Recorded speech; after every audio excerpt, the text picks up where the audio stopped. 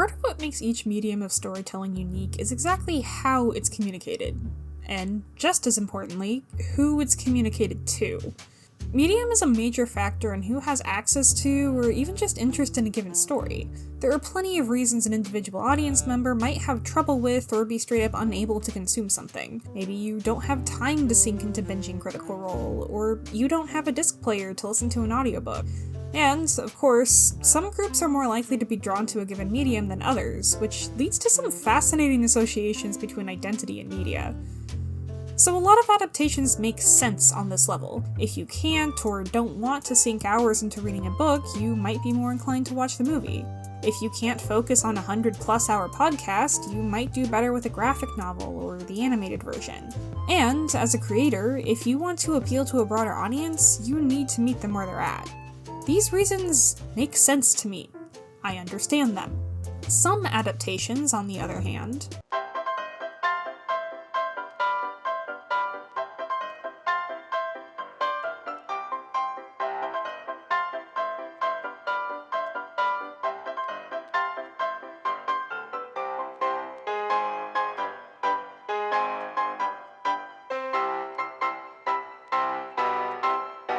while I would love to believe the people greenlighting and creating adaptations of stories are doing so altruistically and just want to reach a broader audience that otherwise wouldn't get to enjoy my favorite books, podcasts, and webcomics, that would be a woefully incomplete answer.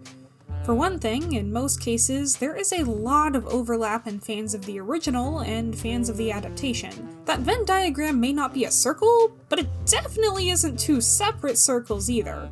Secondly, some of these adaptations aren't necessarily more accessible in any meaningful way. Because, sure, One Piece is way too long for any reasonable person with school or work or a life to consume the entirety of, so the live-action adaptation made sense in that it was shorter.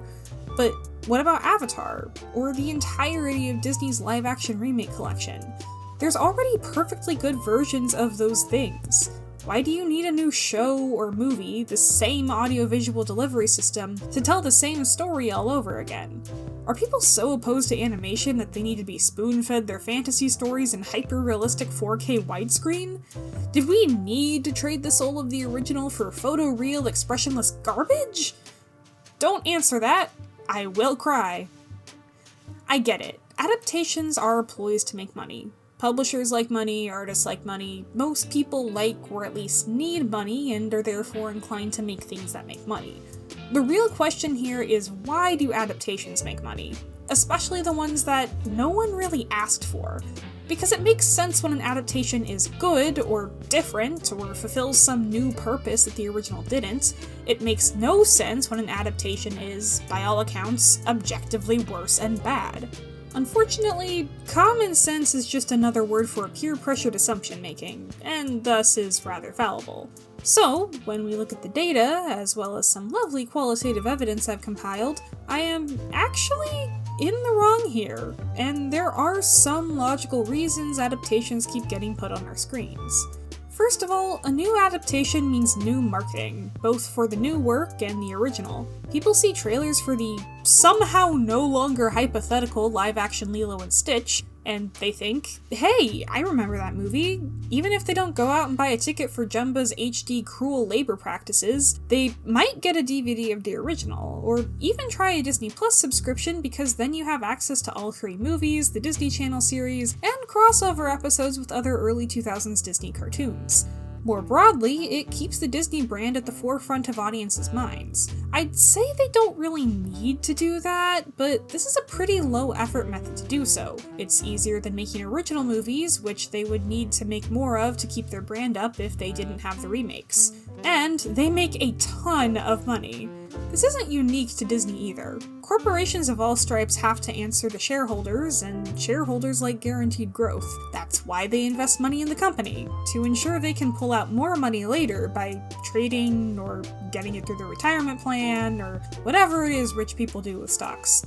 By continuing with the same tried and true stories that have already proven popular with audiences, companies are basically guaranteed to turn a profit. While this can sometimes be a win-win situation, Percy Jackson my beloved, It can also be frustrating to audiences and artists who would prefer to see new stories coming to the big screen, or the small screen, or whatever format is currently the most popular. There's also a sense of legitimacy that audiences tend to associate with certain mediums and not with others. I mean, how many TV shows have you heard described as long-form movies? The implication is that this show isn't like other shows, and is inherently better and cooler because of it. A lot of this comes down to what mediums we associate with what people, like animation being for children, or video games are for teenage boys. We essentially stereotype and assign value to a story based on how it's communicated to us, before we even know what it's communicating. So, when we adapt it to a new medium, usually a seemingly more prestigious medium, the story overall feels more important. Now, there's a good chance you know that there's one particularly common form of adaptation where the newer medium is widely considered less prestigious, but does have broader appeal. And that case is book-to-movie adaptations. Most people would agree that books are, on some level, better than movies. They require more active engagement, they can fit more content than a 2-hour movie, and they've been around longer, so people are just more used to them as part of everyday life. There's just a general air of intellectualism around books that you don't get with movies, even if there are so many stupid books out there. We all know no movie has ever had an important message or required critical thought after all. Well, except that one. And that one. And you get my point. So you get a lot of people arguing that the book was better than the movie, but 9 times out of 10, they still saw the movie. That's why they're making the argument. So the folks making the movie, and making money off the movie, those are two distinct, albeit slightly overlapping groups, get money from die-hard fans and casual moviegoers alike. Statistically, they even make a lot more money than an original screenplay would, 53% more on average. And, of course, the publisher of the original book can always expect an increase in sales as well. Now, there are some less frustrating reasons to explore a story in a new medium. Like I mentioned before, different mediums have different strengths. Live theater feels different than a film. Big budget studios have access to more artists and musicians and technology than most authors or comic artists could hope for, especially those in the indie scene. And audiences have an easier time going to the theater or renting a DVD than, say, going to see a live Broadway production. There are advantages and disadvantages to every medium, and sometimes an adaptation combines them to form something really unique and interesting. And sometimes those strengths are necessary for audience members to get invested. Certain stories rely on an audience making large time commitments, having a decent internet connection, or possessing abilities that not everybody does. While artists and companies have gotten better about providing accessibility options, it can be a smoother experience to have something in a form that was made with your method of access in mind, rather than having to add a workaround after the fact. There's also something to be said for the renewed sense of community that comes from a new adaptation. Movie releases are major events, and any adaptation can serve as a source of conversation and community building. The adaptation doesn't even have to be good. If anything, a bad adaptation might spark more conversation than a good one. People love complaining. Plus, adaptations coming out years after the original story give fans a chance to see it in an entirely different context. Not just because the medium has changed, but because the fans are at a totally different point in their lives than when they first heard it. Watching a 12-year-old fight monsters as a 9-year-old kid is very different from watching it as a 20-something. And, in my experience at least, those fans love seeing more people get into their favorite story, which adaptations are apt to accomplish because they're basically a big, expensive marketing campaign. Unfortunately, it seems a lot of adaptations, especially and specifically screen adaptations, are made for profit and profit alone. This thing sold well before, so let's do more of that. And worse, they'll make changes based on what they think will make for a good generic blockbuster or streaming series rather than what actually fits the story. It's not that you can't or shouldn't change anything from the original. A new medium is inherently going to require cuts, additions, and changes by its very nature, I get it. You don't always have the budget for fully rendered on-screen shape-shifting or whatever. And, sometimes parts of stories don't age well, or just weren't great in the first place. Of course The Witcher wasn't going to be a one-to-one adaptation. Andrzej Sapkowski created a fantastic world. It just happened to also be full of what I can only describe as a complete lack of understanding of what a woman is.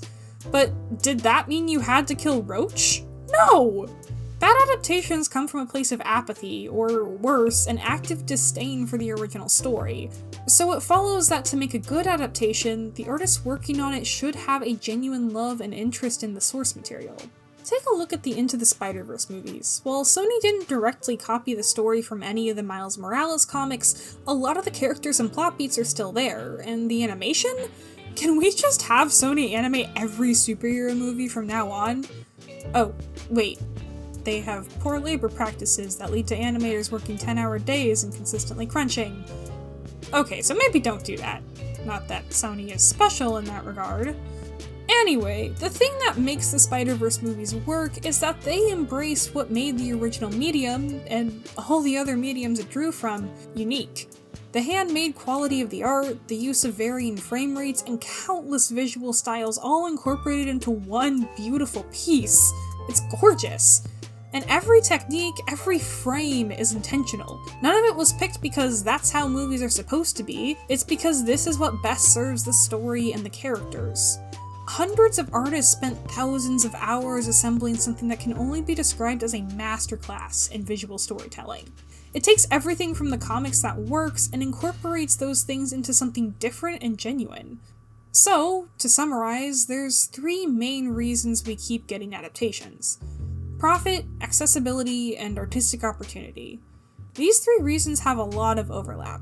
Ideally, an adaptation can make a story more accessible, be a fantastic work of art, and make the artist enough to pay their rent, though that isn't always the case. The circles refuse to converge once more. And, since we're unlikely to stop the trend of adapting stories into the most profitable current medium anytime soon, hopefully, more studios will put their efforts into making more good ones.